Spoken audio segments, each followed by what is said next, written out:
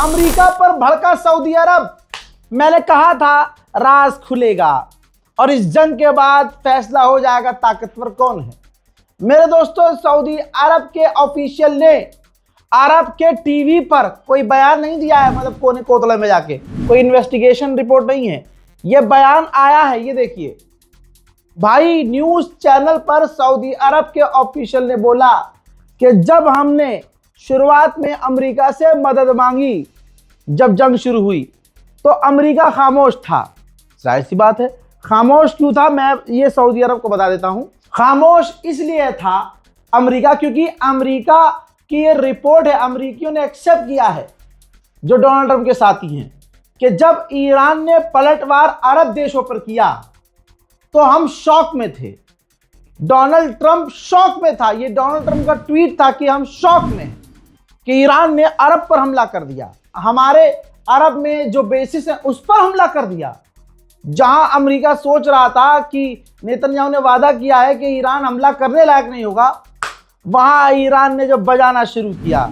ठीक है, तो ये देखिए, अरब ऑफिशियल ने कहा जब हमने अमेरिका से मदद मांगी तो अमेरिका चुप था, खामोश था, पूरे टाइम हम मदद मांगते रहे।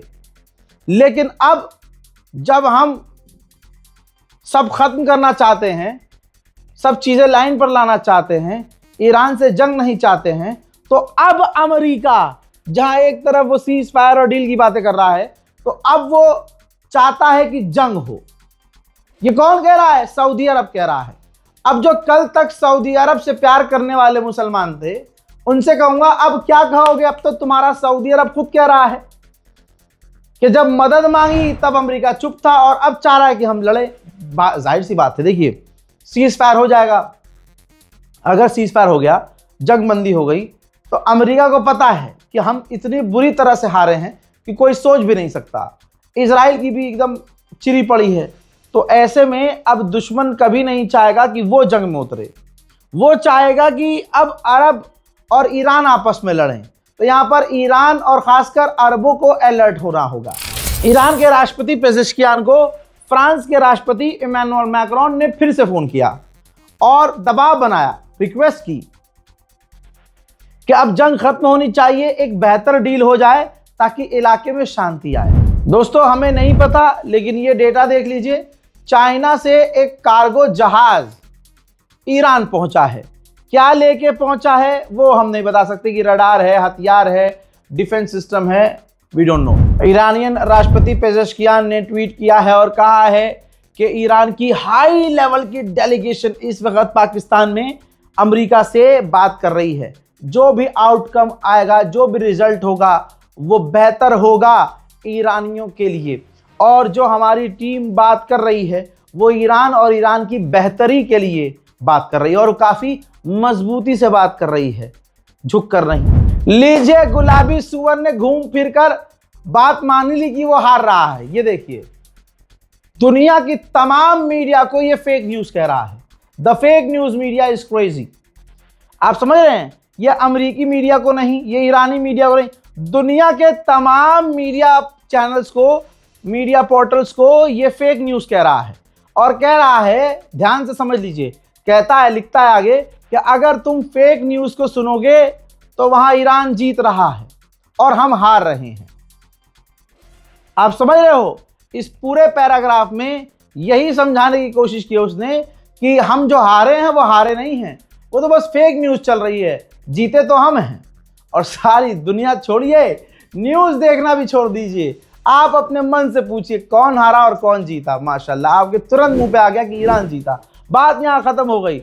अब ये पागल बुड्ढा गुलाबी सुअर परेशान है कि कोई तो न्यूज़ चैनल चला दे कि हम जीते। कोई नहीं चला रहा है क्योंकि सबने देखा अपनी आंखों से डोनाल्ड ट्रंप की लाल होते हुए। एक बार फिर से बार बार अमेरिकी मीडिया खेल रहा है। अमेरिकी मीडिया ने कहा कि स्ट्रेट ऑफ हॉर्मुज से 2 वॉरशिप अमेरिका के गुजरे हैं जब से सीज फायर हुआ है और जब से जंग शुरू हुई है। उसके बाद से ईरान ने तुरंत मना कर दिया कि ऐसा है ही नहीं, हम यहाँ मेहंदी हाथ पे लगाए बैठे हैं क्या। कोई अमेरिका का जहाज स्ट्रेट ऑफ हॉर्मुज से नहीं गुजरा है। मेरे दोस्तों, ईरान को पिछड़ा पुराना पता नहीं क्या क्या समझने वालों के मुंह अब काले हो गए हैं। जरा देखिए, अभी कुछ दिन पहले जो पुल, जो ब्रिज, जो रेल की पटरियां, जो सड़कें अमेरिका ने उड़ा दी थी, माशाल्लाह उसको ईरान ने लगभग बना भी दिया है। कई जगह सड़क और पटरियां और रेलवे लाइन ठीक भी हो गई, और अब जो बची कुची हैं उसको भी ईरान तेजी से ठीक कर रहा है। ईरानियन स्टेट मीडिया महर न्यूज ने रिपोर्ट जारी की है और कहा है कि पाकिस्तान में जो हमारी डेलीगेशन है वो अमेरिका से बहुत सीरियस बात कर रही है और सीरियस नोट पे बात हो रही है। हमारे मतलब की, हमारे पॉइंट्स की बातें नहीं हुई तो ईरान की डेलीगेशन वापस चली जाएगी। मेरे दोस्तों, उधर ईरान के ऑफिशियल ने रशियन मीडिया को बाइट दी है और कहा कि इस बातचीत में भी ईरान का अपर हैंड है, यानी ईरान भारी है, ईरान ही अपनी बात रख रहा है। उधर ईरान ने चाइना के कई टैंकरों को स्ट्रेट ऑफ हॉर्मुज से निकलने दिया है। यह बात बतला रही है, यह खबर से क्लियर हो रहा है कि आज भी स्ट्रेट ऑफ हॉर्मुज पूरी तरह से ईरान के कंट्रोल में है। जो हाल लेबनान का हुआ है, अब वो हाल इराक का होगा। कैसे? डोनाल्ड ट्रंप ने इराक में जो एक व्यक्ति था जो राष्ट्रपति पद के लिए चुनाव लड़ रहा था, उसका नाम लेकर धमकी दी थी ट्रंप ने कि अगर ये इराक का राष्ट्रपति बना तो हम जो मदद देते हैं इराक को वो देना बंद कर देंगे, जो हम ग्लोबल लेवल पर इराक को सपोर्ट करते हैं वो बंद कर देंगे, बल्कि इराक को हम दुश्मन की निगाह से देखेंगे, और इराक को जो हम फंडिंग करते हैं, उनकी कंपनीज हैं, इंटरनेशनल बैंकिंग्स हैं, और जो वो तेल वेल बेच, हम पाबंदी लगा देंगे। और आखिरकार इराक घुटने पर आ गया। क्या फायदा? देखिए, अमेरिका कहते हैं ना, दूसरे देशों के चुनाव में और इंटरनल मैटर में अमेरिका को नहीं बोलना चाहिए। हमारे भारत ये खुद कहता है कि दूसरे देशों के मैटर में नहीं बोलना चाहिए, लेकिन अमेरिका को देखो, हर देश, लेबनान को बर्बाद किया, अब सेम कहानी, डिक्टो सीरिया बर्बाद कर दिया, सीरिया में अपना पालतू बिठा दिया, लेबनान में अपना पालतू बिठाया, अब इराक में आपकी स्क्रीन पर देखिए ये पालतू है। हजरात, introducing the new president of Iraq, Nizar Amidi. जी हाँ, अब ये इराक के न्यू प्रेसिडेंट हैं और 2003 के बाद ये छठे प्रेसिडेंट हैं। मेरे दोस्तों, ये आदमी डोनाल्ड ट्रंप का पसंदीदा है। अब आपको अगर लेबनान की कहानी पता हो तो आपको क्लियर समझ में आना चाहिए कि अब इराक की बर्बादी तय है, क्योंकि अमेरिका ने अपना पालतू बिठा दिया है इराक। उधर एक नौजवान फिलिस्तीनी को इजराइल के सेटलर्स ने मिलकर कत्ल कर दिया है, पीट पीट कर। लेबनान और इजराइल की डील मुश्किल में पड़ गई है। आज के ही दिन लेबनान का प्रधानमंत्री अमेरिका जाने वाला था इजराइल से डायरेक्ट बात करने के लिए, लेकिन एंड मूवमेंट पर, ये देखिए ट्वीट के जरिए जानकारी आई है, एंड मूवमेंट पर लेबनान के प्रधानमंत्री ने अपना अमेरिकी विजिट कैंसिल कर दिया। उधर हिजबुल्लाह का ड्रोन, ये देखिए हिजबुल्लाह का ड्रोन है, ये जो इराक के, जो इजराइल के अंदर नजर आ रहा है। जी हाँ, ये हिजबुल्लाह का ड्रोन है। ध्यान से देखिए, हिजबुल्लाह का ड्रोन इजराइल के ऊपर उड़ रहा है, जिस ड्रोन को बाद में इजराइल ने मार गिराया है। उधर 250 से ज्यादा लेबनान में नरसंहार करने के बाद इजराइल ने अपने पैरों पर कुल्हाड़ी मार ली है। हिजबुल्लाह के नाम पर उसने हमला किया था। अब ये तस्वीर देखिए, पूरा लेबनान जो कल तक हिजबुल्लाह का सपोर्टर भी नहीं था, आज वो भी हिजबुल्लाह के सपोर्ट में उतर आए हैं। और उन लोगों का कहना यह है कि हिजबुल्लाह मुल्क के लिए, अपनी ज़मीन के लिए लड़ रहा है।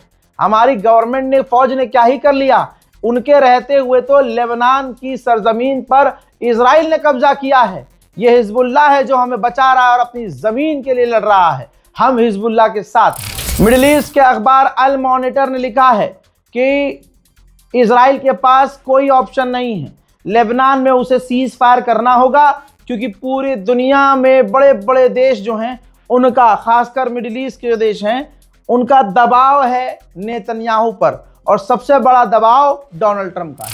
हजरात, ये इजराइल किसी का सगा नहीं है। ये देखिए, जेरूशलम की तस्वीर है, यानी जो ईसाइयों का त्यौहार चल रहा है, ईस्टर चल रहा है, त्यौहार ईस्टर है ईसाइयों का, वो भाई बैतुल मुकद्दस की तरफ, यहाँ तक कि अपने चर्च में भी जो फिलिस्तीन में रहने वाले, इजराइल में रहने वाले जो ईसाई हैं, उनको ईस्टर के दिन भी, ईस्टर के त्यौहार पर भी चर्च जाने नहीं दे रहा है। कई इलाकों में ईसाइयों को जाने से रोक रहा है। ये तस्वीर सबूत है दुनिया में, देख लीजिए।